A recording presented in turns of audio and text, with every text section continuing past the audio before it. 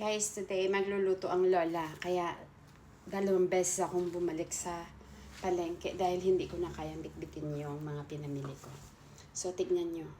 Pasensya na kayo sa kalat. Ganito ako sa kusina namin.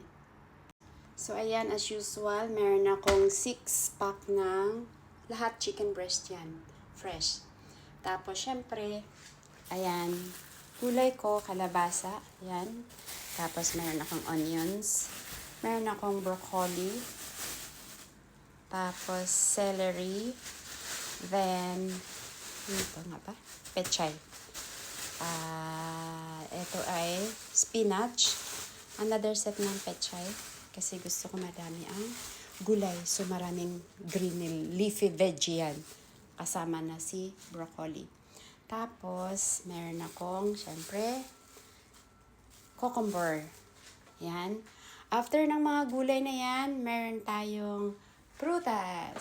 So, dito tayo sa mga prutas natin. So, nakabili ako ng banana. Maganda ang banana today. Then, syempre, laging may pears ako. Tapos, meron din akong, nakabili din ako nitong grapes. Fresh pa siya. Maganda. Of course, strawberries. Para sa smoothies ko.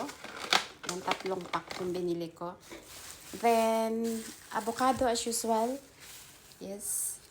And I have napakarami. Plenty of apple. 3 kilo yata ito.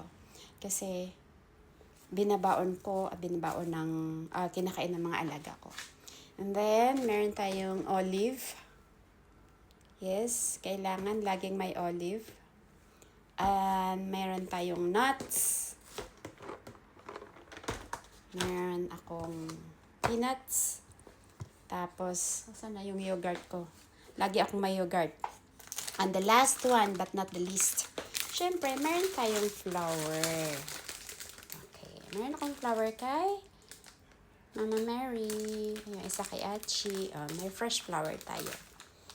So, magluluto ang lola. Napaka-dami kong kalat. Look at that kalat. Pati sa kalan ko. Lagay ko yan. Then, meron ako dun. Gulay.